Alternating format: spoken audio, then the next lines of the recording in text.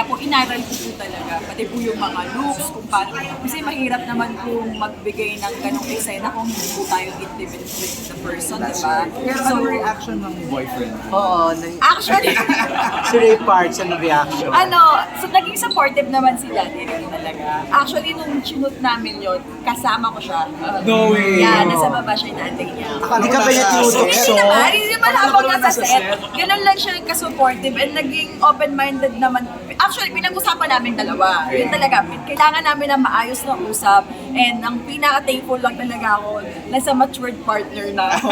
And hindi So yung siya, dating partner hindi mature? hindi naman sa ganon. Ano lang, parang mas supportive lang when it comes to craft na career yan, trabaho yan. I know you're doing that not only just because of yourself or your family. You're doing it kasi gusto mo ng something new na may explore mo sa career mo. Yung mga ganun. Parang binigyan niya ako ng chance mag-open ng panibagong door sa life ko. Walang restrictions. Wala rong restrictions. restrictions, yes. Wag lang itatag. Wag nyo na itag, tsaka wag nyo na panoorin. Ayun na. Hindi, totoo. Marami namang ganun, di ba? Na maraming ganun sa showbiz na nakikita ko na kapag may yung partner nila, may ka-love scene or ka-eksena na medyo, alam naman po natin na hindi talaga siya, but it's a work and ginawa ko lang po talaga yung best ko nang walang kahit na anong mali siya. Si Sir Derek din, ganun din po talaga. Respect and pure hard Si work. Jowa ba, wala ba siyang limitation na sinasabi sa nilalatag na wag kang ganito, Parang last ko na to, first and last ko na to. Totoo. Hindi, next siguro mo, syempre hindi naman po ako pumasok sa showbiz para po sa mga ganitong eksena lang. Nagkataon lang po talaga na malala po yung role na natapat sa akin and hindi po talaga pwedeng mawala yung ganong scene. Kaya po panoorin nyo po para po maintindihan nyo kung bakit kinakailangan ng ganong scene. Nakakasal ka na ba? Kasi may ganun parang last mo na to, parang ganun. Ay, hindi naman po last na, kaka-first ko pa lang. Hindi, sabi mo ganun, parang last mo na yung ganong, scenes. lang po siguro, parang okay, na-try ko na and tingin ko naman, I did my job naman and tingin ko po yung mga next po, ang nilook forward ko po talaga is yung mas mag-train po ako, yung matcha-challenge ako ng sobra na hindi lang lagi may partner, hindi lang nag-look forward po ako na sana magkaroon po ako ng proyekto na ibang Zainab uli yung makikita nila. Kasi po sa kampun po talaga, hindi niyo po makikita yung Zainab na nakikita niyo sa vlogger or sa posting ko. Hindi po, ang layo po talaga ng itsura ko. So sobrang abangan niyo po ito. Yung wala ako dun sa authentic YouTube lovers and as far as I know naman din, how invested are you in this film? Kung ikaw nagagawa mo mag-resonate yung message mo through vlog, sa film na to, paano mo nagagawa i-resonate yung message ng writers ng buong film sa mga audience as an artist? Actually, ang maganda kasi dito, lumalabas din yung pagiging nanay side ko dito eh. So sobrang laking impact nun na nahugot ko sa sarili ko na okay, I'm a mother, gagawin ko lahat para sa anak ko, kahit ano pa yan. So ayun yung pinaka sa akin eh. Naging challenging siya pero nagilaban and sobrang excited ako to promote. Hindi lang to promote to show them. Kasi sobrang ganda ng project. Ako po, bago ko po tinanggap din yung project, binasa ko po talaga yung script ng bongga. And the way na binabasa ko pala yung script, talaga pong napatakbo. Nagbabasa pa lang po ako ng script. Ganun na yung kilabot ko sa kanya. And sabi ko, napakagandang project nito. Bakit naman ako tatanggi? At sino naman ako para tumanggi?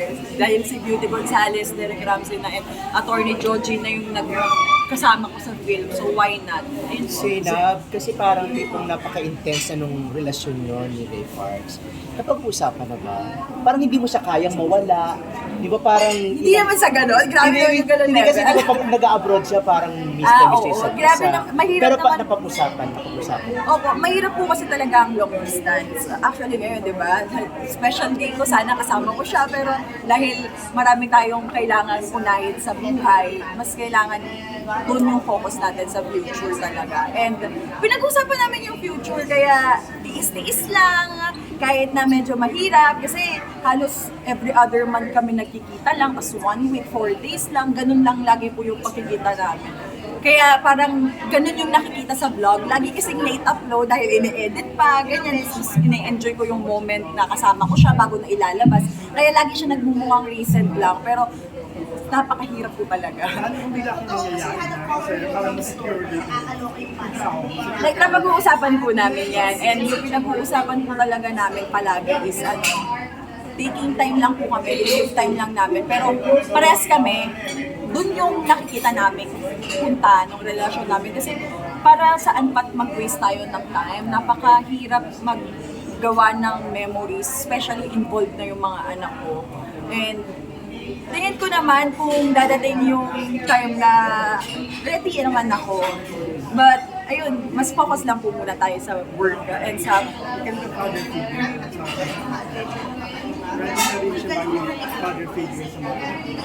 grabe naman po. Minsan po siya pa naghahatid sundo sa mga bata sa school. And kung paano niya alagaan. Minsan yung mga clips na kinukuha ko talaga sa CCTV kasi hindi ako makapaniwala. May ganitong lalaking gagawa ng mga ganyan. Like kung paano niya kukunin yung bata para i-healing. Mga ganong eksena na parang i-comfort yung bata, dalawin yung bata. Minsan pag nasa trabaho, siya yung nakakabay sa kwarto. Doon lang siya. Hindi siya lalabas or what. And ang maganda talaga sa kanya, communication namin. Intact. So parang magpo-full time ka na sa showbiz talaga, Zainab, no? Parang, just wanna ask, ready ka na ba? Kasi, medyo the past few months or years, Yeah. we can't get hold of you. Kasi social media kasi medyo kind Medyo of person. nahihiya. So, hindi naman po ako private person. Sobrang open naman po. Vocal, authentic lang po. Lahat ng nanggagaling sa mama ko po. Mahirap lang po talaga kasi may mga ibang tao na iba po tayo intindihan, kaiba po tayo naniwala ng sa buhay. Kaya minsan naman, and lesson po para sa akin, hindi ko po yun tignan as negative. Kasi ako mas lalo mag-ingat para tago or maging peke. Mag-ingat lang sa kung anong sasabihin natin, kung ano ipapakita natin, kung anong mga gagawin. Ilan taong ka na? Sorry. 25! Today, yeah. Give mo sa sarili mo. Abangan sa vlog. Medyo sakit sa puso. Hindi ko pa nare-release pero ang pinag-iunan ko. Kaya ako celebrate na hanggang buong. Mas gusto ko work na lang, mag-focus sa promotion and Mabawi. hindi naman para mabawi ang gastos. Kasi mas yung gift ko sa sarili, pati para sa mga na lang. Gusto ko pa bang makatrabaho? Actually, madami talaga.